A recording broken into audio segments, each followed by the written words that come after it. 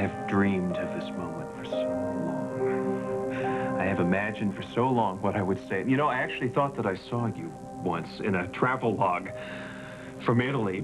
Billy showed up with her one day, and I moved the kids to Italy so I could look for you, and I did. I searched for you everywhere, in every window of every cafe I ever passed,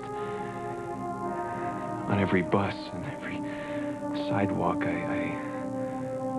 I pretended like I was living my life, but inside I was just thinking all the time about what I would actually say if I did run into you, if I did actually see your face in one of those windows. What did you plan to say?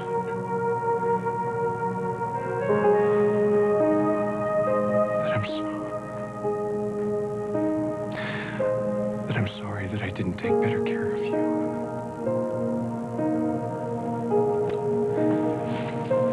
That I ever let you get into a car that day.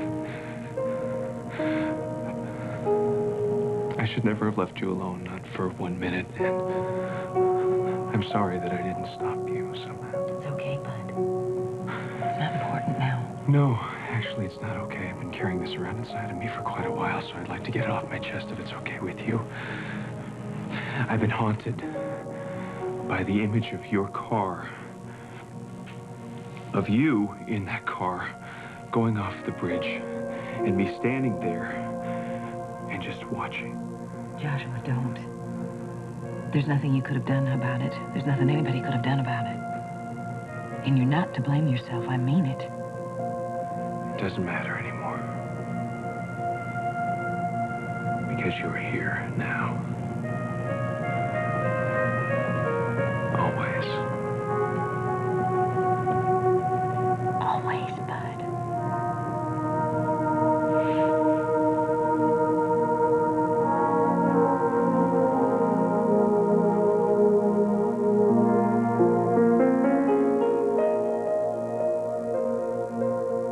I can't touch you.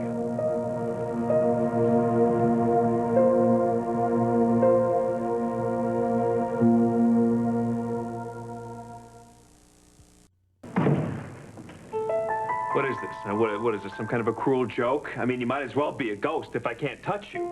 Well, that's really not, it doesn't matter right now. It matters to me. Well, I know. I mean, but what I mean is that it's really not what's important now. What's important is that we talk to each other and that we be together. Without touching. Well, I have to admit that the sex was great, but we've got more going for us than Come just on, that. now, please, don't joke about this, all right? Okay, well, the sex was more than great. Thank you. Oh, Joshua, just talk to me.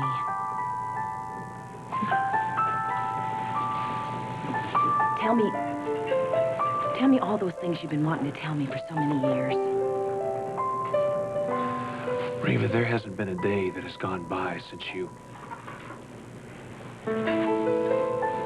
There has not been a day that's gone by that I haven't wanted to share something with you, particularly about our kids. I mean, it's been incredible. That Mara is so beautiful. I don't know how else to describe her. She's just smart and wonderful, and she's really stubborn. Oh, I wonder where she got that from. Gee, I don't know. Where do you think, huh? Of course you don't. And what about my baby? What about Shane? He's not a baby anymore. He's a short man. He's as wise as the hills and mischievous. And he was speaking before he was even 2.5 years old, Italian and English. Of course, I haven't really kept up on the Italians, but... Does he remember me at all? Well, Mara keeps the memory of you alive for him.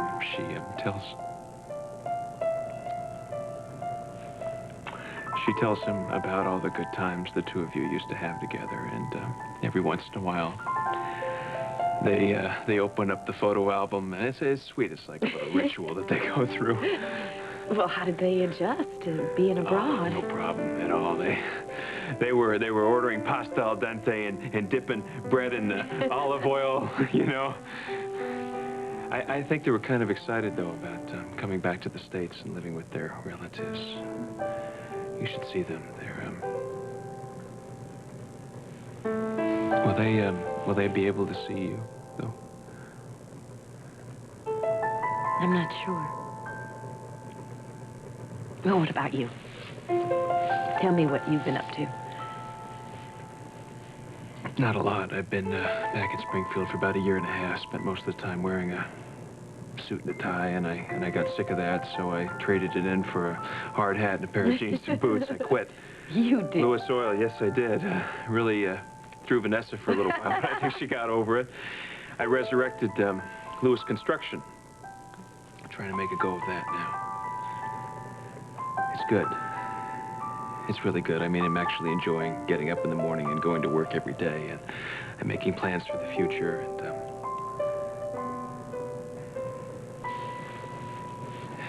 And I'm just thinking that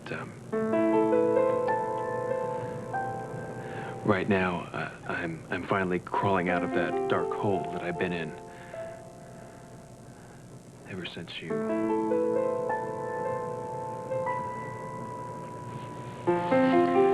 And now here you are. Why now?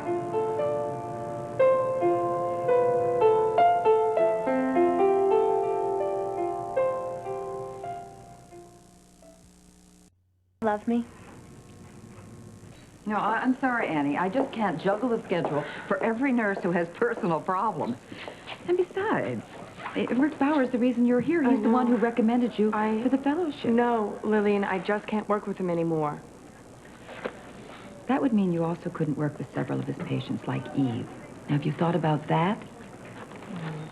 Well, Annie, what is going on with you? I told you before what was going on with me. No, you didn't. You gave me an ultimatum.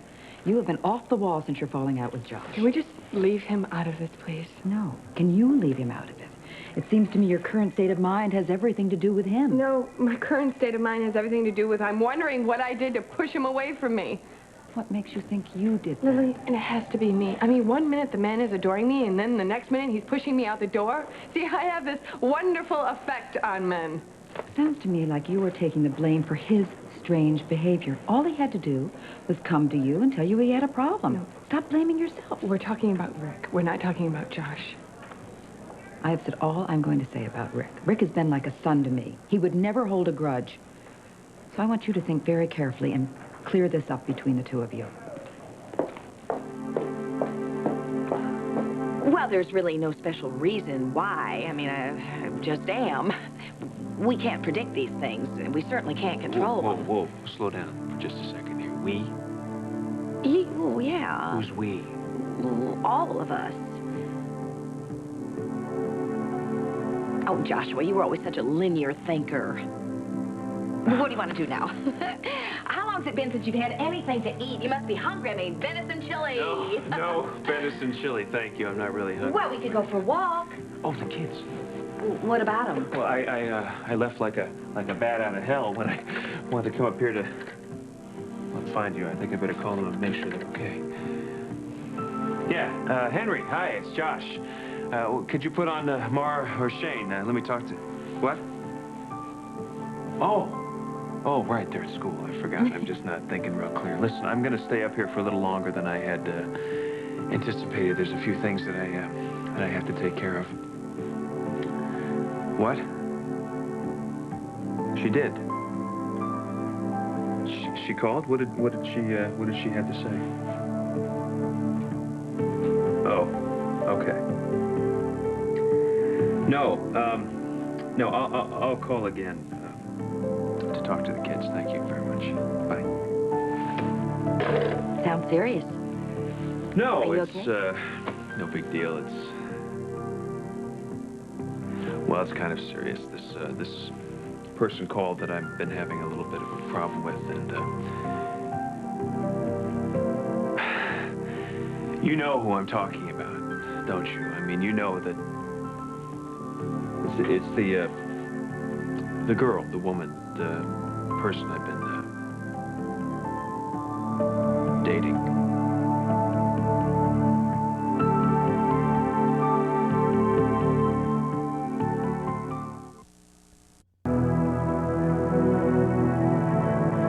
Look, don't make a big deal out of it, okay? She and I are we're good friends. It hasn't gone any further than that. How did you meet her?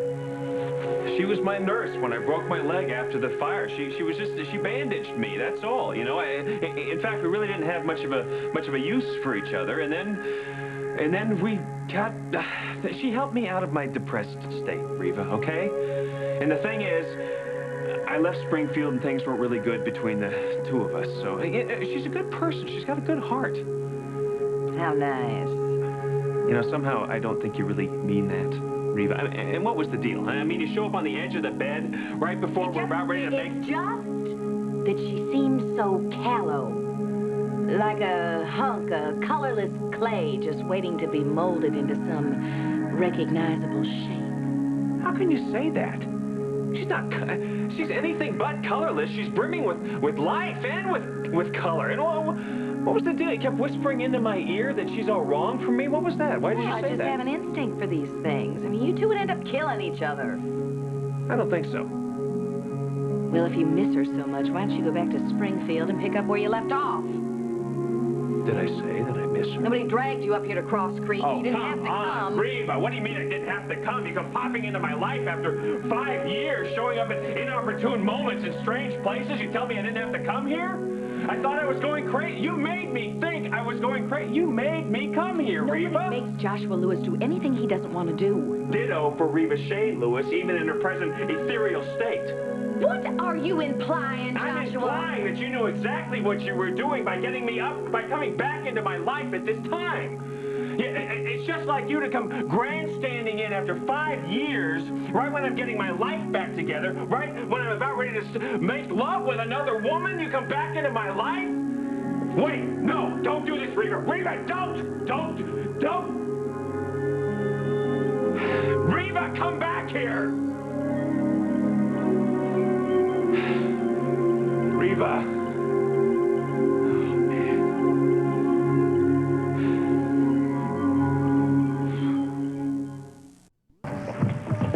Vanessa, may I talk to you? No. No, Vanessa. It's about Josh. Something's going on with him, and I'm worried. All right, Reva. You want to play games, huh? You want to play games? I have your diary in my hand, Reva, and it's going right into the fire in about 2 minutes. If you don't come out here and talk to me, I mean it. Toad City, Reva. It's gonna burn quick. Come on, this isn't fair. You can't just disappear anytime you feel like it, huh? I mean, I realize you never played fair your entire life, but this is ridiculous. What are you gonna do, rattle the dishes next, huh? Take the pictures off the wall, come down the... Chip,